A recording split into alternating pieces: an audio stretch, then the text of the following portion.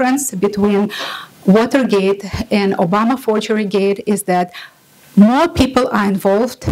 And if you recall, after Watergate, 30 high-ranking officials of U.S. government went to prison, among them Attorney General of the United States, John Mitchell.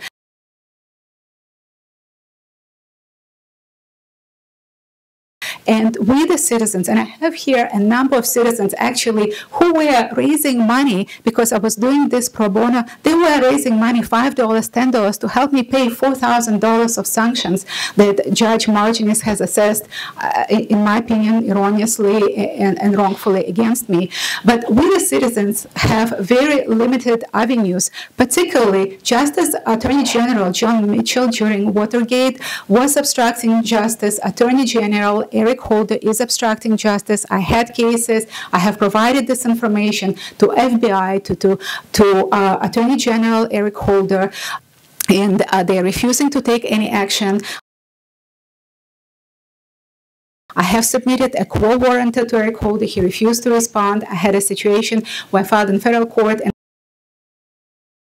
attorneys, U.S. attorneys, actually the same attorney, Benjamin Wagner, who is now involved in this case against, they are suing J.P. Morgan for fraud. He and his deputy attorney made an appearance stating, we are representing the U.S. Congress in this case, and I provided their affidavits where members of U.S. Congress and members of Electoral College stated, this is a complete lie. Those attorneys have never provided us any information, and we didn't know about this case. So the public doesn't know, media is not reporting.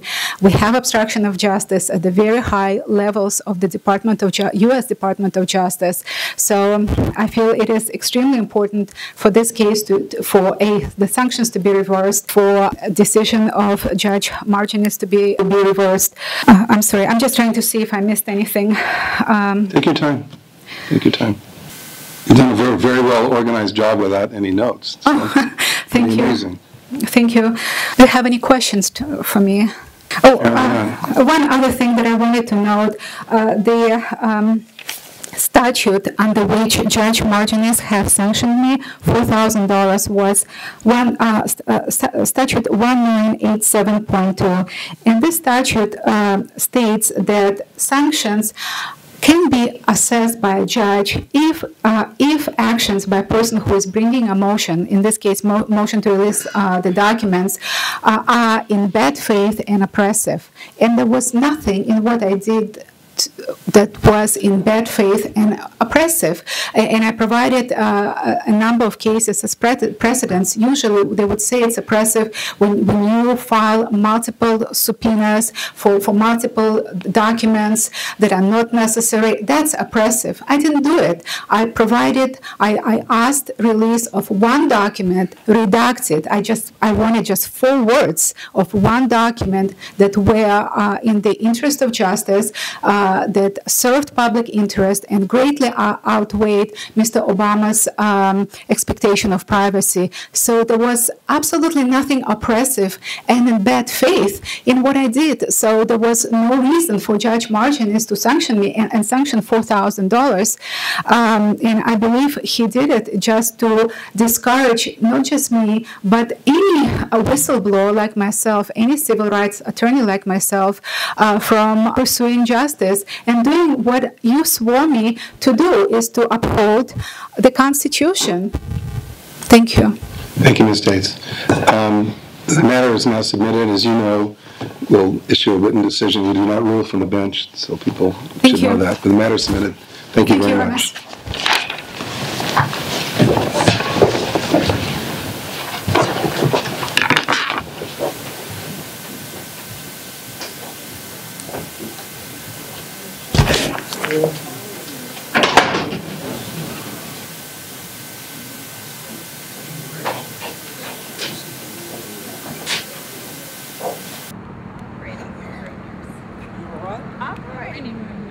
Operating room nurse. My goodness. All right. All right. Were you in the courtroom? Yes, sir. Well, let me get your thoughts. What do you think? What happened? Orly did a wonderful job. She had 30 minutes to talk, and that she did, and they won't give a, they don't give a result. Well, we just heard they said they're not going to give a decision today, it'll No. come in writing. Right. Is that what you heard? Yes, sir. Very good. Well, thank you for coming. Thank you for being supportive. We do a thing called Boots on the Ground, Prayer in the Air. We've been boots on the ground out here. I was with some praying. other- I was praying. with some other folks. And brother, don't leave yet. Oh, don't leave yet. I want to talk to you. All right, now, Connie, you can go to the WileyDrakeShow.com Okay. and you'll be able to see yourself. What else would you like to say on TV? Amen. Well, that's the most important thing in life. Amen. All right. God bless you. Thank you. Let me get this gentleman. Sir, you want to be on TV? I'm a pastor. My impression is that Orly has sworn an oath. She's intending to uphold that oath as a civil rights attorney, and she deserves to be heard, not be dismissed. These judges need to uphold their oath of office and allow the evidence, the proper evidence, to be presented as she has presented it, and not dismiss it on technicalities. So this hearing at the 4th Appeals Court of California was simply to get the lower court to have the trial on the merits. Is that what she was here? That's my understanding, yes. All right. Thank you very much. And your name, sir? John Oken. John Oken. Thank you. Well, that's John Oken. He was in the courtroom with Orly as we did the audio tape from the outside. There are more people actually. Orly hasn't come out yet. Ladies and gentlemen, this is a special edition of the Wiley Drake Show, a live edition.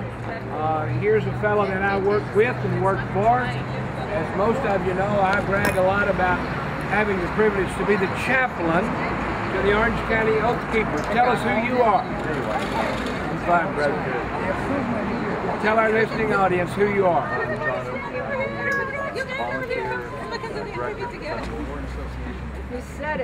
Here we have Orly TAITZ and many of her supporters, the Oath Keepers, gathered in front of the appeals court in Santa Ana.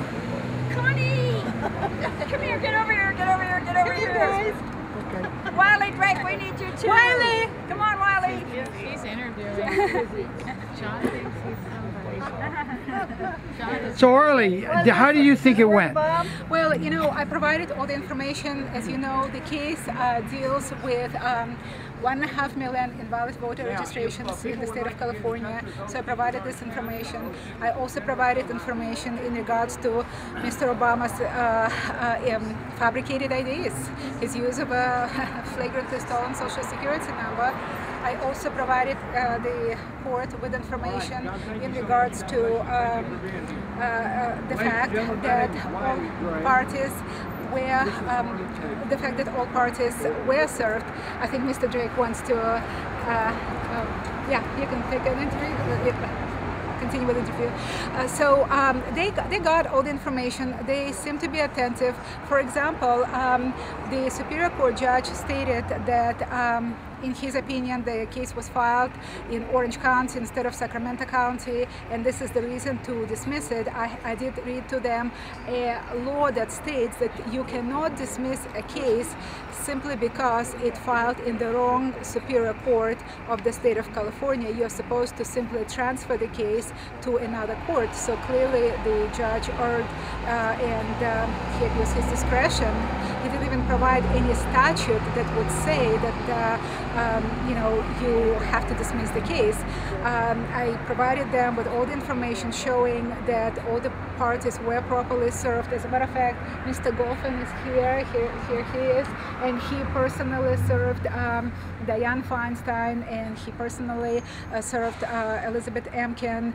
I provided the court with information that Barack Obama was served both by certified mail, and I showed them the receipts that he was also served twice by personal service. I used one-day service in Washington, D.C. The reason he didn't respond, I think, is because he did not want to be under the jurisdiction of his court, because he knows that he is using invalid IDs, and I think he was afraid that he would have to produce the documents, and he has nothing to produce. I also provided the court with information that in our databases we have thousands of people who were born in 1850 and who are still voting. And I believe Mr. Collins was here, George Collins. He is an expert. Maybe he had to go to work, so he just left.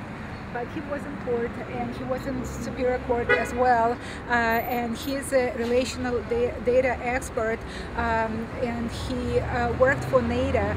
You know, if somebody is good enough to provide data analysis for North Atlantic Treaty, I think he is good enough to provide information for Judge Marginis here in Orange County.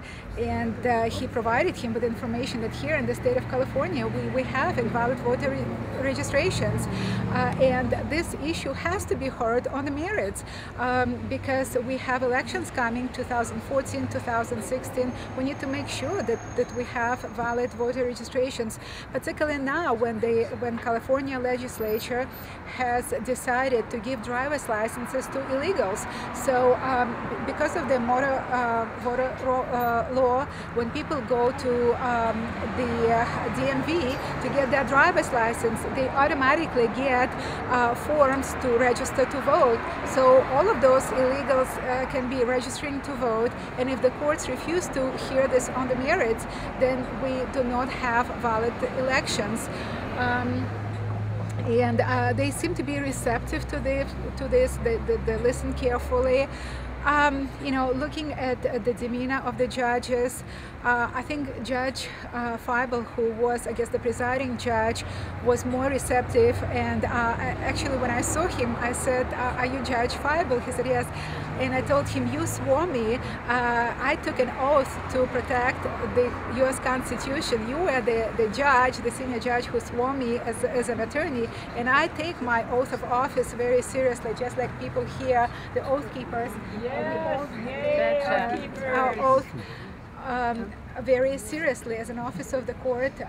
It is important to protect the U.S. Constitution, to protect legitimate elections. Orly, let me ask you, the judge seemed to be very respectful towards you and interested in hearing you out. He said, "Take your time." Yeah. He wanted to hear you. How long do you think it'll take before he'll give you his written answer? Well, it's not he, it's a panel of 3 judges. So each one of the 3 judges needs to come up with a decision, and then I guess it's going to be a vote. If 2 of them decide in my favor, then the case will be reversed and will go back to the Superior Court. If it does go back to Superior Court, couldn't the judge it's assigned to then simply deny all your evidence, refuse to let it into evidence to further stonewall you? Well, I mean, anything can happen. You know, aside from death and taxes, nothing is for sure. But, you know, I think that if a court of appeals will decide in my favor, whoever will get this case, and typically if a court of appeals reverses a decision by a Superior Court judge, then they would assign it to a different judge. It will not go to Judge Marginis again. Whoever the judge is going to be, I think he's going to look very carefully at what is going on, because he would know that the Court of Appeals reversed the decision of prior judge. So I think they're going to be very careful and will think twice before dismissing the case if the Court of Appeals decides in my favor. Now, you did get a case in Georgia, and my cameras were there, and we got all of that on tape, but Barack Obama's attorney didn't even show up. Is that likely to happen if you do get this to a trial? Again, I think they will show up. You know, just recently, actually, just yesterday, I was talking on the phone with Mr. Daniel Van Horn, who is the chief attorney, chief of the civil division of the U.S. Department of Justice. And I had a situation where I filed yet another case in Washington, D.C., and that relates to their fabricated postal stamp on Barack Obama's fabricated selective service registration. And the case is filed against the Postmaster General and the Inspector of USPS. So there I filed for, I was seeking default judgment or a summary judgment, and what the judge did actually